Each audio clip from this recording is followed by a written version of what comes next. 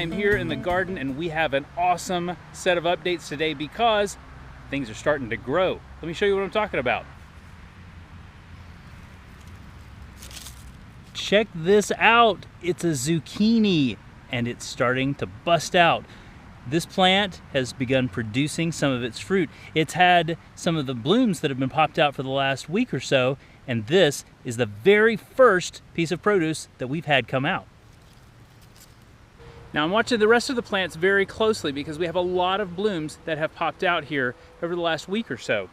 And that's good news because that's this last stage before things like that zucchini really start to come out on the plants.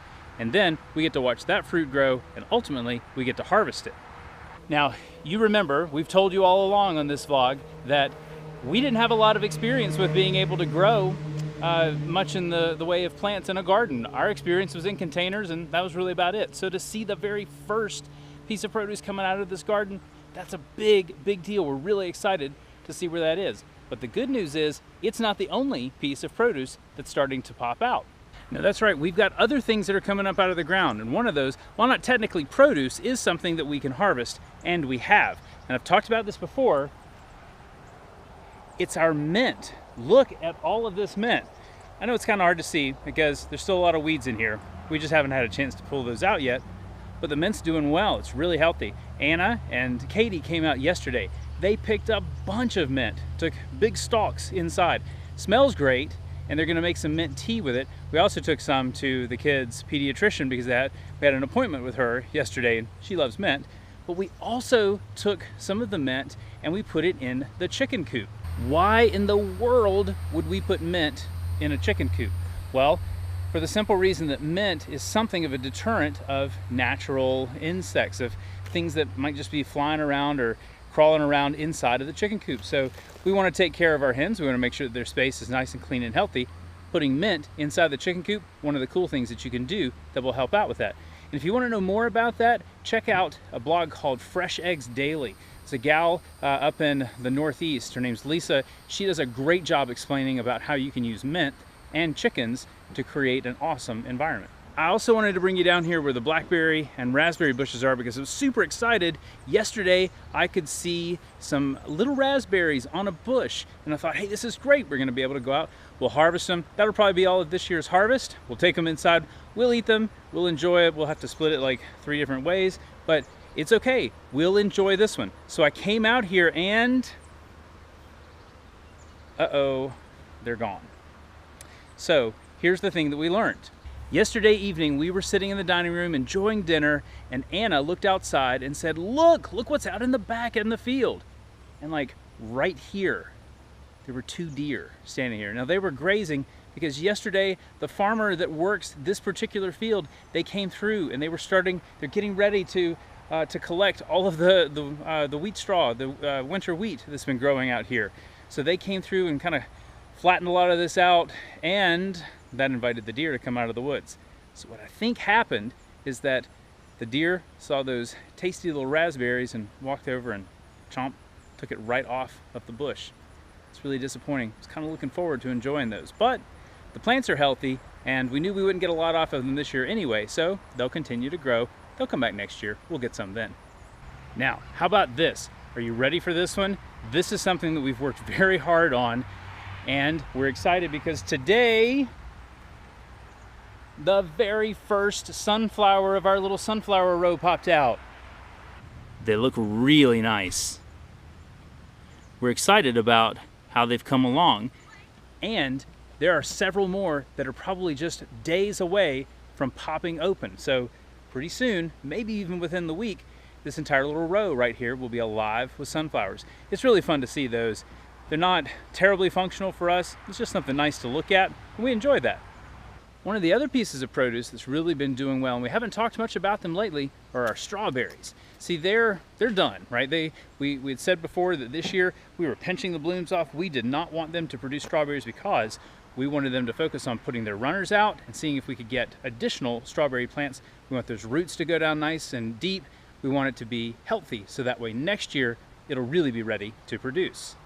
Well, yesterday, Melinda and the kids got out here and they worked in our little circular area where we've got some of the strawberries growing.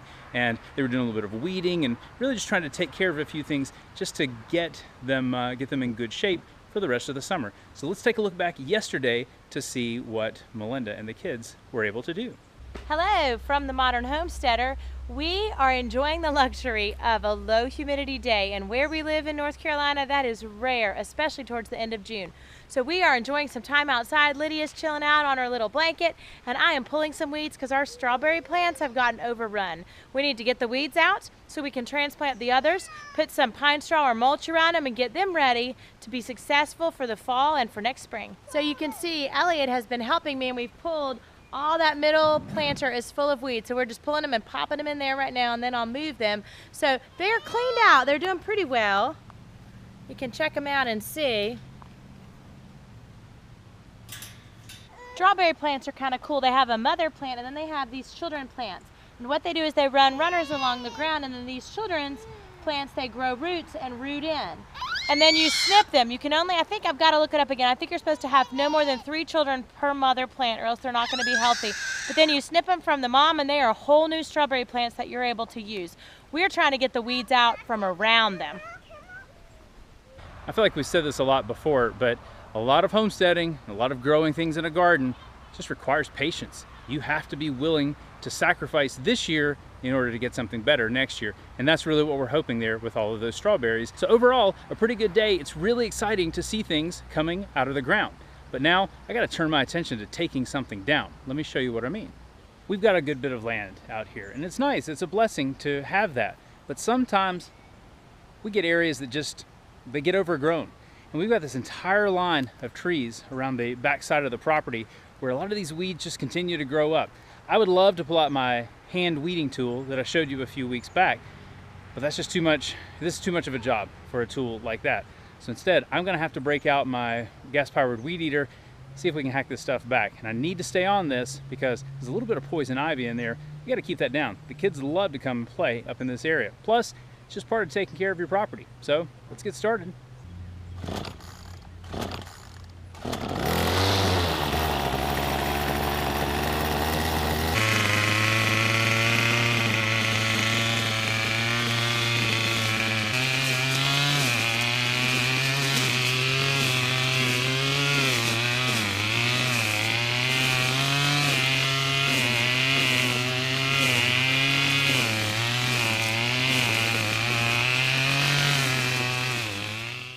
Well, as you can see, we're really just getting started here. There's a lot more left to do. It's kind of boring. I wouldn't subject you to watching me trim all of the weeds. That's just part of what we've got to do. But I show you this to say that, look, living out here really, in some cases, not much different from responsibilities that you might have, even if you just live in the suburbs. I used to cut weeds back a lot at our previous home. Got to continue to do it here. Well, that's it for today. It's my mom's birthday. She's come over to visit and to celebrate with us. So we've got an awesome meal that Melinda's in there preparing. I'm gonna go and get cleaned up here as soon as I get finished cutting some more of these weeds back. And then we're gonna go inside and we're gonna celebrate. Thanks again for joining us today. It's exciting for us to see some of these things coming up.